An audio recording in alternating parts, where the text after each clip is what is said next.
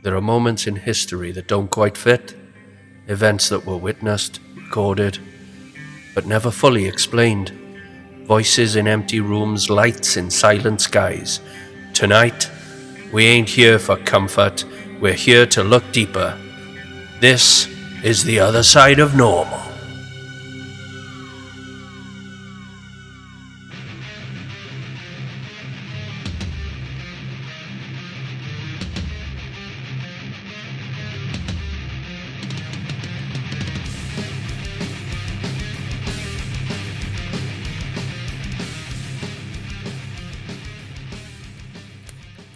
Hello again, everyone. Thanks for returning. Welcome back to the other side of normal, the place where strange events, unexplained cases, and the stories that don't sit comfortably in neat little boxes, little tiny boxes, get the time they deserve.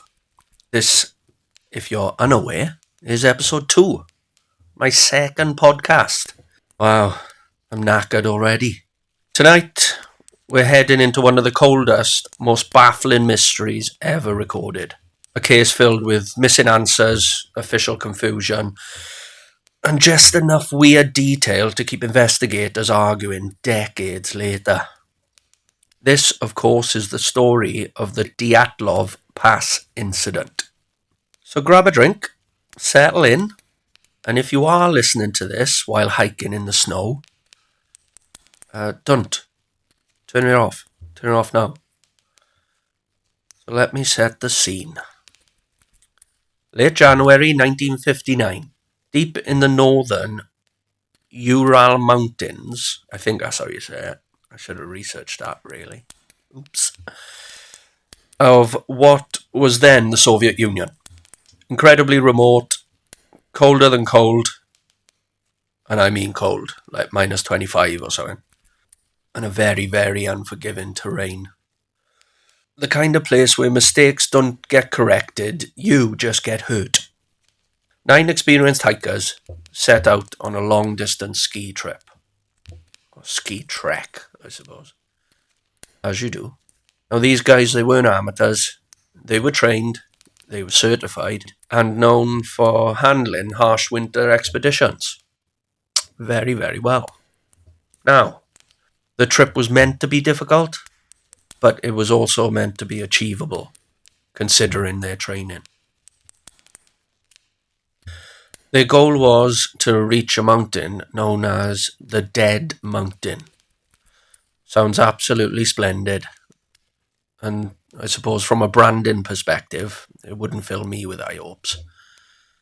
The group leader was Igor Dyatlov, 23-year-old engineering student and experienced trek leader. He knows how to go up and down a mountain.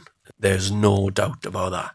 So, these guys, they were the kind of people who can use a walkie-talkie, very, very well, and were probably able to fold maps correctly. It's very important. 10 people originally began this journey. Now, this is mental. One turned back because he wasn't feeling well. And that choice was probably the best choice he ever made in his life. Imagine being the one guy who said, I ain't fucking well, boys. I gotta go back home, like. And accidentally made the best call of his entire existence. This just blows my mind, like. The remaining 9 continued on. They were expected to send a message when they returned to the nearest settlement round about mid-February. No message came. Obviously, that silence turned into suspicion. At first, nobody panicked. Winter expeditions, especially in those types of areas, they often run late. Weather slows the travel, and delays happen. You know what it's like when it snows, yeah. Get your bread and milk in, boys. But when days passed with absolutely no contact, relatives started pushing for action then. Eventually, search parties were assembled and first volunteers, then your military teams came in. What they found was not a delayed group at all. It was one major puzzle. So first of all, they discovered the tents. Or tent. I think they were all in one tent. Right away, things looked strange. The tent had been cut open from the inside, not unzipped, nor open normally, slashed from within, which I gotta be honest, I have had to do numerous times when I've been steaming in Dyatlov Festival, and and I needed a piss, didn't want to piss in my tent. These people inside needed to get out immediately and did not have the time or patience for zippers. And those tent zippers are fucking crap anyway. So, what was inside the tent? Boots, coats, cold weather gear, some supplies and personal belongings. In other words, everything you absolutely do not leave behind if you're stepping into minus 25 temperatures. And at night. This was night time. The temperature that night, as I said, was minus 25 to minus 30, ranges in that area. That is not a bit chilly. That's when your tongue starts telling you to lick a fire. That's how cold you are. The hikers fled wearing very minimal clothing. Some were in socks and some weren't. Footprints were visible leading away from the tent, and this is very, very crazy, mental, strange. Because they were walking, they weren't running, so they weren't running from anything. No signs of a chaotic stampede or anything, no avalanche debris burying the site. Just a nice little trek down the hill in your t-shirt, maybe a pair of boxers. Whatever scared them, it made them leave immediately. But then when they left the tent, they were like, take our time now. That contradiction is one of the core mysteries that no one seems to be able to work out. So the recovery teams or people looking for them, they found 2 bodies first, which were near the edge of a forest underneath a large tree. They were barefoot, lightly dressed, but I couldn't actually find what lightly dressed meant. Honestly, probably some thermals or something. So they also found a gone-out fire, which led the investigators to believe they tried to survive after leaving the tent. 7 meters up the tree, branches were broke off, as if someone was trying to climb in a hurry. Again, don't really know how you can tell if a branch has been snapped in a hurry or not. But, I'm not a tree surgeon, so maybe you can. Write in, let me know. Might have been to just look back towards a tent or something. Both victims showed signs of severe hypothermia, which would make sense because when you're suffering from that, all the blood going to your extremities gets restricted by the blood vessels to protect the inner organs. Now, when the situation gets worse, that control system fails, which leads to the blood vessels reopening again, sending all that warm blood to your skin and your limbs and that. So people in these situations have been known to strip down to their bare skin because they're experiencing extreme heat, even though they're freezing to death. A little science lesson for you. Also, it's called paradoxical undressing. Check you out. It's interesting but fucked up, to be honest. And it is sad to think about how those guys, how their last minutes were. Dreadful. You've been scienced. Between the tree and the tent, searchers found 3 more bodies, including their leader, Dyatlov himself. These guys appeared to have been attempting to return back to the tent. Think about that. They left in terror, then they started walking, then they looked back, thought, it's alright now, let's go back. What is going on that mountain? Whatever scared them either passed or going back to that danger seemed less deadly than freezing to death. That is an absolutely terrifying decision to even contemplate having to think about. It's nuts. The last 4. The last 4 bodies were not found until months later. They were buried under the snow in a nearby ravine. Their injuries changed the tone of the investigation completely. Alright? Now, listen to this. These hikers had the following: massive chest trauma, skull fractures, internal injuries comparable to car crash victims, and minimal external wounds. What the fuck? That is nuts. One victim was missing her tongue, and another had missing soft tissue around their face. Now, before I go into full horror mode, scavenger animals and decomposition can account for some of that. But at the time, it added fuel to the mystery. People love a good mystery. That's why I'm doing this.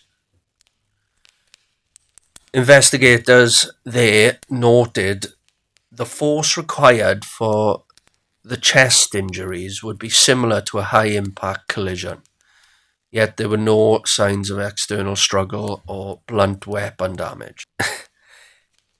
How can I put this? It's like being hit by something absolutely gigantic without that something being there. It's not helpful, but it's physics. Thanks, physics. Not helpful at all. Then came another strange finding. Some clothing showed elevated radiation levels. Now, not glow in the dark and bring in your superhero sort of levels, but measurably higher than expected.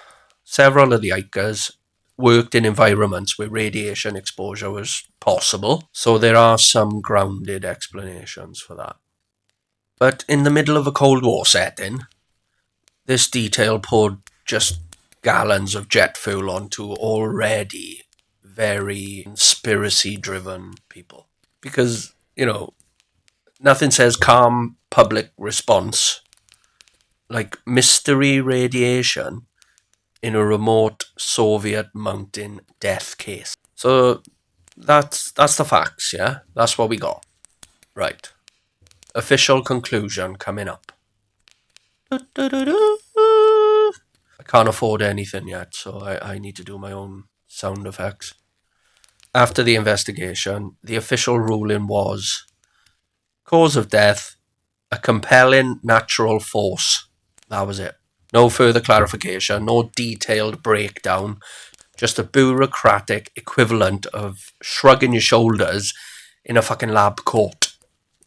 Just like, I don't know, that'll do. And then the case was closed. Naturally, that made people even more suspicious. So a couple of theories coming your way now. We'll go through the major explanations, then the grounded ones, and then the most bizarre. Avalanche theory. Now this is the most widely accepted modern explanation. A small slab avalanche, not a massive one, may have threatened the tent, which could have scared these hikers, could have caused them to cut themselves out, rapid evacuation, leaving gear behind, and internal injuries just from snow pressure alone. But if it was that, then at some point that would have stopped, which would potentially explain the walking away. Some critics argue the slope angle was relatively low, no large avalanche debris was found, and the footprints remained visible. So, the supporters counteract that with small slab slides can be subtle but still deadly. And this theory sort of gained official backing decades later after modern reanalysis and stuff. Is it perfect? No. Is it plausible? Yeah. Is it less exciting than aliens? Unfortunately, yeah, it is. I do love this story, mine. Now, bear with me. Katabatic wind theory. I'd never heard of this until I went into depth. So this theory suggests extremely strong, sudden, downhill winds created terrifying pressure and noise around the tent, forcing them to evacuate. Think hurricane-force mountain winds that make your shelter sound like it's being attacked by an invisible train. Possible, but doesn't explain all the injuries. Another theory, infrasound panic theory. Now, I learned about this about 2 weeks ago, which probably ties into when I started researching for doing the podcasts. It's been about 2 or 3 weeks. So this hypothesis suggests wind patterns created low-frequency sound waves that can trigger anxiety and panic in humans. Basically, nature's anxiety attack generator is essentially what it is. Interesting, but difficult to prove after the fact. And there's also theories suggesting that when some people have encountered Bigfoot, that these Bigfoots, is that right? These Bigfoots, I'll go with Bigfoots. These Bigfoots can actually do it themselves to sort of incapacitate their victims or the people that are watching them that they don't want them watching. Military testing theory. Because it was the Cold War, people proposed secret weapons testing, explosives, parachute mines, classified experiments, the lot. Some witnesses reported strange lights in the sky that night as well. So again, you make up your own mind. That's why I'm doing all these. I normally tend to pick the most bizarre, the most fun, the most unbelievable. But that's just me. Military involvement in the search added some suspicion, but no solid evidence has confirmed that. But it does remain popular. Because humans love two things: mysteries and blaming the government. So this is the strangest one, which is why I left it to the end. Paranormal and exotic theories. Evidence level very low. Podcast popularity level extremely high. Fun to discuss, not strongly supported though. The key behavioural facts investigators focus on is they left quickly but not chaotically. They tried to survive afterwards. Some attempted to return. They built a fire. They organised clothing sharing. This does not look like instant madness to me. It looks like crisis survival behaviour after a forced evacuation. We really do need to take that into account, to be honest. So, has there been re-investigations? Yes, there has.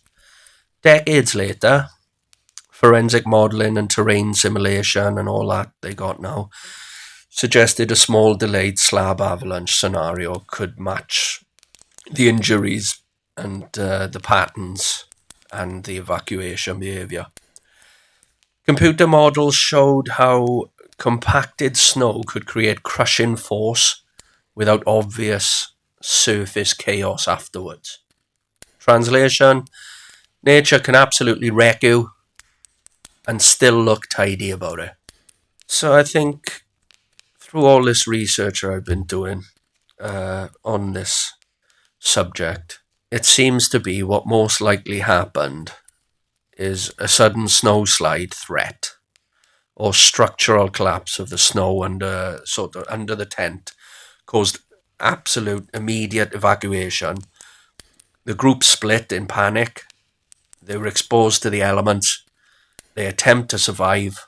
Fatal injuries from falls into the ravine and obviously hypothermia. It's tragic. It is absolutely tragic. It's harsh. It just doesn't scream supernatural to me. But that's just me. That's just my 2 cents. But it is still deeply haunting because of how fast survival turned into catastrophe. I also think that this case still grabs people's attention purely because it's unexplainable and uncomfortable. There's just enough weird detail to keep that debate alive. And when official reports sound vague, imagination fills the gaps loudly and confidently, I suppose. So, this is what we got. 9 skilled hikers entered the mountain. None returned. Evidence showed a rapid evacuation, desperate survival attempts, and fatal environmental forces. Not every mystery hides a monster, unfortunately. Sometimes it just hides a chain reaction of small decisions under extreme conditions. And sometimes that can be more sobering. So, that was episode 2 of The Other Side of Normal. More cases are coming. I'm researching so much at the moment, and I'm really excited to just get this ball rolling. If you have any stories or any story suggestions, personal experiences or cases you want me to cover, just reach out. My email is theothersideofnormal@outlook.com, or you can get in touch at info@theothersideofnormalpodcast.co.uk. You can also visit the website, and there's a section there where you can actually submit your story. That goes straight to the info box as well. You can also get in touch with me via the social pages, and as I said, the website. Links are in the episode description, so just check them out. If you're listening on a platform, if it allows reviews, please leave one. This is really important to me. I'm thoroughly enjoying it, and as I said at the end of the first episode, I got no intention of stopping. Your reviews, they genuinely help the show grow and to reach more curious minds. If there's a like option there, just chuck us a like. If there's a share option there, share it. Just share to one friend. I would be eternally grateful. Thank you. So, until next time, stay warm, stay observant, and maybe don't camp on mountains named after death.